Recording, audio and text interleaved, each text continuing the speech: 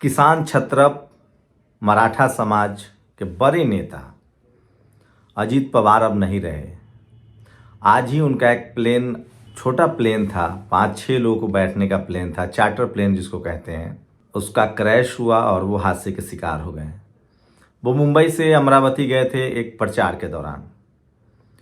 क्या ये संयोग है? इससे पहले गोपीनाथ मुंडे, वो भी ओबीसी समाज के नेता थे, मुख्यमंत्री पद के बड़े दावेदार थे। दिल्ली में 2014 में नरेंद्र मोदी की सरकार बनी थी और वो एक मामूली सड़क हादसे में मौत के मुंह में समा गए। आज तक उसके बारे में पता नहीं चला कि एक बगल में एक छोटी सी गाड़ी से उनकी टक्कर हुई। उस समय उनका पीएस नहीं था, पर्सनल सिक्योरिटी नहीं था, वो एयरपोर्ट जा रहे थे, कोई सुरक्षा क्यों नहीं थी, ड्राइवर कौन था, वो गाड़ी वाला कौन था जो बगल में था, और वो मौत के मुंह में समा गए। गोपीनाथ मुंडे को इसलिए जाना जाता है कि वो जब ओबीसी समाज के हक अधिकार के लिए सबसे बड़े लड़ाका थे। हुकुमदेव नारायण यादव और गोपीनाथ मुंडे, मुझे याद है संसद में जब मनमोहन सिंह की सरकार थी और उस समय जब तिकरी चल रही थी, प्रणब मुखर्जी, चिदम्बरम और यही कपिल सिब्बल, तीनों ब्राह्मण समाज के नेता का जब बोलबाला था, लालू यादव, रामविलास पासवान, सब बाहर कर दिए गए थे यूपीए 2 में। उस समय उन्होंने जाति जनगणना का दबाव बनाया था और जाति जनगणना करना पड़ा था, लेकिन वो जारी नहीं किया गया। आज मराठा छत्रप, किसान नेता, मैं तो उनको बहुजन का अंग मानता हूं, क्योंकि अभी यूजीसी वाले मामले में जाट, पटेल, मराठा, गुर्जर कोई सड़क पर विरोध नहीं कर रहा है। जो ओबीसी, एससी, एसटी को जो थोड़ा सा राहत मिली है उसको लेकर, ऐसे में सवाल उठता है कि ये जो मौत है, ये जो हादसा है, इसकी जांच होनी चाहिए। इससे पहले भी मैं बताऊंगा कई सारे बहुजन समाज, कुणबी समाज के नेताओं की इस तरह से असामयिक मौत हुई है। लेकिन हाल के दिनों में अगर कुछ राजनीतिक घटनाक्रम की बात करें तो अजीत पवार और शरद पवार के बीच लगातार नज़दीकियां बढ़ रही थी। फिर से परिवार एकजुट होने वाला था, और जब ये मराठा परिवार एकजुट होता तो शिवाजी महाराज, संभाजी महाराज, साहू जी महाराज के आंदोलन को और आगे ले जाने वाले थे। ये लोग साहू फूले अंबेडकर मिशन के लोग थे, उनको बड़ा सम्मान करते थे, और सोचिए कि किस तरह से असमय वो मौत के मुंह में समा गए हैं। तो महाराष्ट्र से दो बड़े जो बहुजन समाज के नेता हैं, मराठा समाज और ओबीसी समाज के नेता जो है अब इस दुनिया में नहीं है। दोनों का भरा पूरा राजनीतिक करियर था, मुख्यमंत्री के भी दावेदार थे, लेकिन दोनों असमय मौत के मुंह में समा गए। गोपीनाथ मुंडे साहब के साथ तो ऐसा हुआ जिस पर आज तक किसी को भरोसा नहीं है। उसकी जांच की लगातार मांग होती रही है। जैसे यूपी में सोनेलाल पटेल साहब की जो मौत हुई, उसकी भी आज तक जांच नहीं हो रही है, उसकी भी मांग होती रही है। तो बहुजन समाज के नेताओं के लिए मुश्किल वक्त होता है जब वो राजनीति में शवाब पर होते हैं, पिक पर होते हैं। अजीत पवार के बारे में बता दूं कि जब तक वो बीजेपी के खिलाफ रहे तब तक उन पर कई तरह के गंभीर आरोप लगाए गए। बाद में वो बीजेपी के साथ आ गए तो वो सारे आरोपों से बरी हो गए, जैसे छगन भुजबल साहब के साथ होता रहा। महाराष्ट्र में अगर आप छगन भुजबल का नाम न ले तो वो भी अन्याय होगा। महाराष्ट्र सदन कभी जाइए दिल्ली में और तब आपको पता चलेगा कि छगन भुजबल भी कितने वैचारिक लोग हैं और कैसे उनको लगातार जेल में डाल दिया गया। खैर, वो अभी हैं, स्वस्थ हैं, लेकिन गोपीनाथ मुंडे जो बड़े नेता थे, बीजेपी के नेता थे, मुख्यमंत्री के उम्मीदवार थे, कद्दावर नेता थे, वो असमय मौत के मुंह में चले गए। उसी के बाद देवेंद्र फडणवीस को मौका मिला था मुख्यमंत्री का। नहीं तो जब तक गोपीनाथ मुंडे थे, महाराष्ट्र में अगर कांग्रेस को किसी ने हराया था और बीजेपी को किसी ने स्थापित किया था तो गोपीनाथ मुंडे थे। लेकिन गोपीनाथ मुंडे बीजेपी में रहते हुए भी सामाजिक आंदोलन से उन्होंने कभी समझौता नहीं किया, सामाजिक अधिकारों से कभी समझौता नहीं किया। और जाति जनगणना जो 1935 के बाद अब तक नहीं हुआ है, 95 साल लगभग हो रहे हैं, सोचिए। तो जाति जनगणना जो है वो लगातार उसको कराने के पक्ष में थे। वो जाति जनगणना के बड़े पैरोकार थे। हुकुमदेव नारायण यादव और गोपीनाथ मुंडे, ये दो ऐसे बीजेपी के नेता थे जिन्होंने कहा जाए तो लिटरली उस समय की सरकार का कॉलर पकड़कर जाति जनगणना करवाया था। ये अलग बात है कि चिदम्बरम, कपिल सिब्बल और प्रणब मुखर्जी की तीकरी ने, जो तीनों ब्राह्मण समाज से आते हैं, उन्होंने इसको नहीं माना। हाल के दिनों की बात करें तो अजीत पवार शरद पवार के बहुत करीब हो गए थे। पहले परिवार टूटा, उसके बाद बीजेपी की सरकार बनी, अजीत पवार के दम पर वो सरकार बनी थी।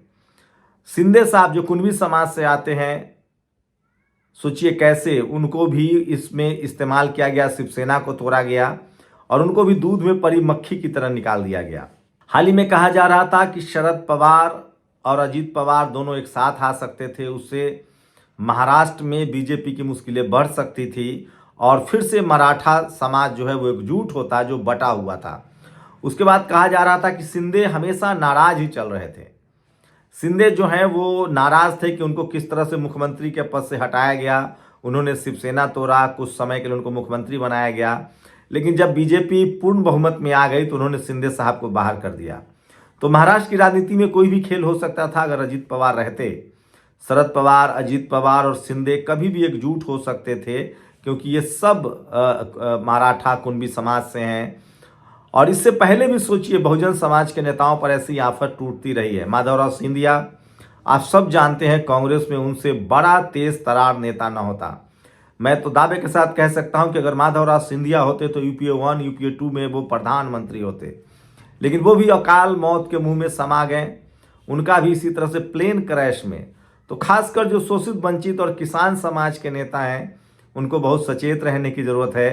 राजनीति में जो दिखता है वो होता नहीं है। तमाम लोग सोशल मीडिया पर लिख रहे हैं, माने साहब लिख रहे हैं, कई सारे तमाम पत्रकार लिख रहे हैं कि कम से कम बाकायदा इसकी जांच तो हो। इससे पहले हमारे सीएसडीएस जो थे, चीफ डिफेंस थे जो थे, उनकी भी प्लेन क्रैश में मौत हो गई थी, उसकी भी अब तक वो भी जांच हो। वाईएस शेखर रेड्डी की मौत हुई है। तो पॉलिटिकल नेताओं की लगातार कई हादसे हुए हैं, लेकिन खासकर जो जिस तरह से महाराष्ट्र के इन दोनों बड़े नेताओं की मौत हुई है, इसकी बाकायदा जांच होना चाहिए, पता चले कि ये संयोग है या प्रयोग है। इससे पहले सोचिए कि अभी हाल ही में बीजेपी के एक और नेता रूपानी जी की मौत हुई थी, जो गुजरात में अहमदाबाद में जो प्लेन क्रैश हुआ था, उसमें था कि उड़ते ही क्रैश हो गया था और ये लैंडिंग के समय एकदम अमरावती एयरपोर्ट के पास ये क्रैश हुआ है। तो जांच होनी चाहिए, दुख की लहर है। और सबको पता है कि हाल ही में मराठा छत्रप शरद पवार साहब और अजीत पवार साहब जो हैं वो मिलने वाले थे। दोनों के बीच करीबी था, क्योंकि राजनीति में हाशिए पर दोनों जा रहे थे। पूरी मराठा राजनीति हाशिए पर जा रही थी। सोचिए, शिवाजी महाराज की सियासत भी इसी तरह से चली गई थी। संभाजी महाराज की भी जघन हत्या हुई थी और तब पेशवाओं का दौर आ गया था महाराष्ट्र में। एक बार फिर से महाराष्ट्र में मराठाओं की राजनीति जो है वो लगभग खत्म होने के कगार पर है, क्योंकि शरद पवार अलग हो गए, अजीत पवार को तोड़ दिया गया, शिवसेना से शिंदे को बाहर कर लिया गया। एक समय था जब बाला साहेब ठाकरे जरूर शिवसेना के प्रमुख थे, लेकिन उनको मुख्यमंत्री मराठा ही बनाना पड़ता था। आपने देखा होगा, सारे मराठे मुख्यमंत्री वो चुनते थे। उसके बाद बीच में फिर से शिंदे साहब का इस्तेमाल हुआ, मराठा मुख्यमंत्री बने। उसके बाद अब मराठा मुख्यमंत्री नहीं, तो महाराष्ट्र में मराठा राजनीति जो है वो फिर से ताकत दिखाने लगा था, एकजुट होने लगा था। शरद पवार और अजीत पवार एक साथ आते, शिंदे एक साथ होते तो मराठा राजनीति और मजबूत होती, किसानों की राजनीति और मजबूत होती। लेकिन अकाल इस हादसे की मौत ने कई सारे सवाल भी खड़े किए हैं। लेकिन सवाल है कि अगर ये संयोग है तो भी जांच होनी चाहिए, प्रयोग है तो भी जांच होनी चाहिए। और प्लेन क्रैश में जिस तरह से जो असामयिक निधन हो रहा है, बड़ी क्षति है। क्या इसके लिए कोई जिम्मेवार होगा? अगर ये प्लेन क्रैश हुआ तकनीकी वजह से, मौसम साफ था, ऐसा नहीं कि हवाई यात्रा के दौरान मौसम खराब हो गया, मौसम साफ था, सब ठीक था, तो कोई तो तकनीकी गड़बड़ी होगी। अभी एयरफोर्स 1 जो डोनाल्ड ट्रंप जिसमें उड़ते हैं, उसमें तकनीकी गड़बड़ी की वजह से तुरंत उसको वापस ले लिया गया। तो ये चार्टर प्लेन था 6 सीटों का। अगर तकनीकी गड़बड़ी हुई है तो क्या गड़बड़ी हुई है, कौन इसके लिए जिम्मेदार है, इसकी जांच होनी चाहिए। साथ ही जिस तरह से अहमदाबाद में हादसा हुआ, उसकी भी जांच नहीं हुई है, उस पर भी खुलकर सामने नहीं आया। कई पीड़ित परिवार जो हैं वो कोर्ट गए हैं। तो अहमदाबाद में प्लेन उड़ते ही क्रैश हुआ था और ये जो चार्टर प्लेन है वो लैंड होते ही क्रैश हुआ है। तो भारतीय राजनीति को क्षति है, किसान आंदोलन को क्षति है, किसान नेताओं की एक मजबूत आवाज़ थे, आम लोगों में बहुत फेमस थे। वो आम लोग की समस्याओं का वो निदान करते थे। और अजित पवार, शरद पवार के बाद ऐसे नेता थे जो गांव-गांव में लोग उनको जानते थे और वो बाय नेम लोगों को जानते थे।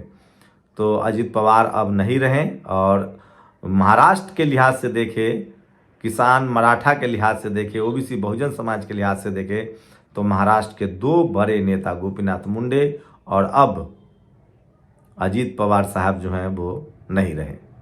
शुक्रिया। आपसे गुजारिश है कि अगर इसको बचाना चाहते हैं तो नेशनल दस्तक को सब्सक्राइब करने के लिए रेड कलर के सब्सक्राइब बटन को दबाएं, फिर बेल आइकन की घंटी दबाएं। नेशनल दस्तक को बचाने के लिए बहुत जरूरी है कि हर खबर को शेयर करें, लाइक करें, कमेंट जरूर करें।